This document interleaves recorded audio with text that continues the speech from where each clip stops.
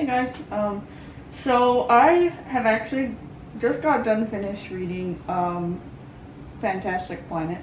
Um, so yeah, it's a book that the movie was actually based on, and there are significant changes from the book versus the movies. But I thought I'd just go ahead and make this little video, kind of comparing the two and kind of give my thoughts on which ones I liked better, or if I think the changes added or took away from the movie.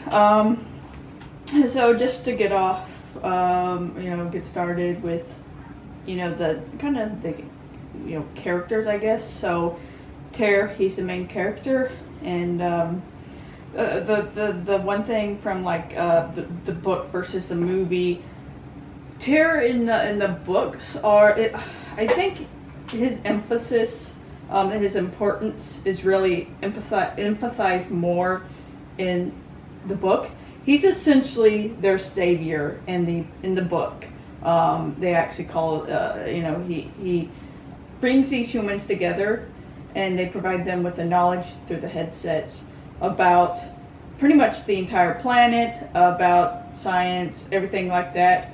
He helped teach the other wild orms, I think that's how you say it, teach them, pretty much just teach them how to create things, how to how to become more like the, God, I forgot the big guys. I'm just gonna say the big guys, because I forgot the name already. Anyways, they learn how to become more like them. And so they realize that the big guys are going to plan to kill them, because that's exactly what they would have done. And so they start planning an exodus, which is kind of why I called him the savior. You can also compare him to Moses. And so he's trying to save humanity from the big guys. And so yeah, I do feel like his importance is more emphasized in the book.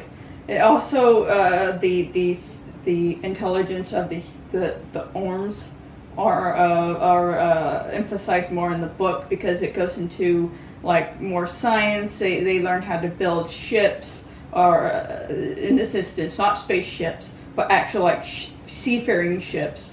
They learn how to do that. They learn how to build weapons using, the weapons that the big guys left behind.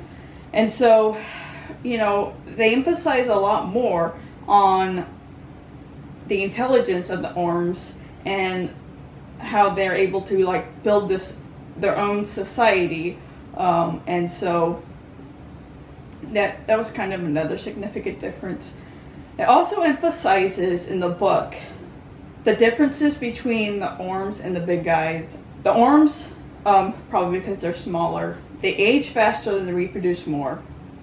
And so they realize that, and they use it to their advantage. So they really do just, focus a lot on reproducing to make their numbers larger so that they can fight the big guys. And that also emphasizes how they age faster, and because of the big guys, they are just overall slower, and so the orms are able to predict when they're going to make these decisions that might affect orms. And so they're able to determine that, well, in this certain amount of time, we got enough time to go and build this stuff, because the orms won't have made a decision by this time to really essentially affect them. And so that was another aspect.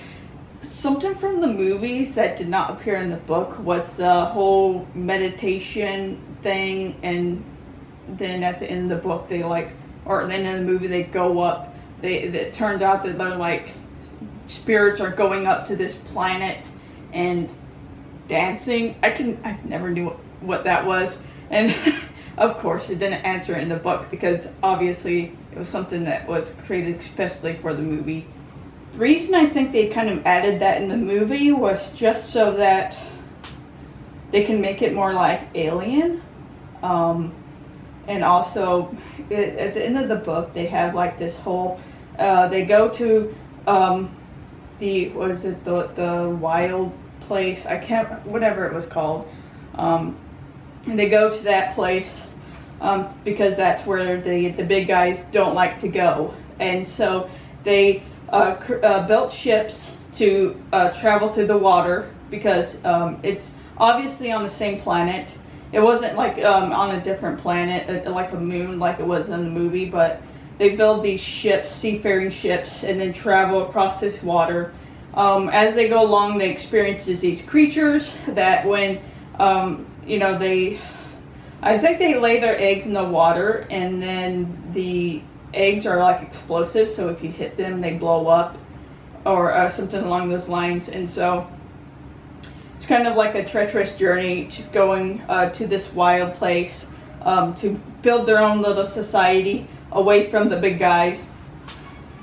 And so, yeah, I'm assuming they kind of did what they decided to go with the other route, where they go like the spiritual, meditation, going up into the sky.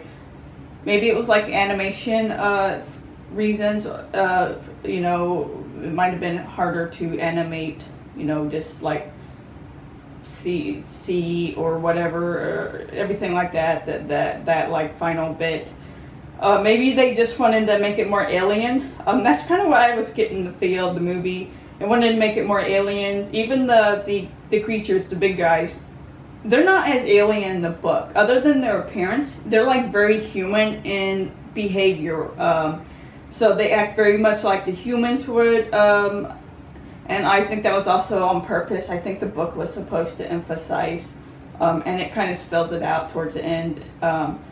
Humanity, originally the Orms were Earthlings, but they had progressed so much on Earth, they evolved so much that they stopped progressing, and then ultimately progressed back to their primitive selves. And then the big guy came along, took him back to their planet, where they think that they saved them, but they pretty much just turned them to pet and treated them like animals. And so they are essentially becoming what the Orms were on Earth. So they're becoming stagnant as well. They've progressed to the point that whenever the Orms finally start fighting back, they can't do anything about it because they have not experienced war in ages. And so I think it was kind of a cautionary tale, maybe by the author, about, I don't know, I think it's more like just a cautionary tale about humans not getting too big for the britches, I guess. That's kind of a horrible way to explain it, but yeah, it's just, I do think there was supposed to be a lesson in the book, whereas in the movie I think they just played up the more alien aspect of the big guys. And so what else was there? I mean, so when it comes to the book, I liked more like the development with the Orms. That really showed them how dangerous they are, but also with the big guys, it showed just how very much like us they are, humans themselves. So we didn't really get that aspect from the movies, which I'm kind of disappointed. But then on the flip side, the things I liked about the movie, I liked the soundtrack, of course. It was very unique and interesting.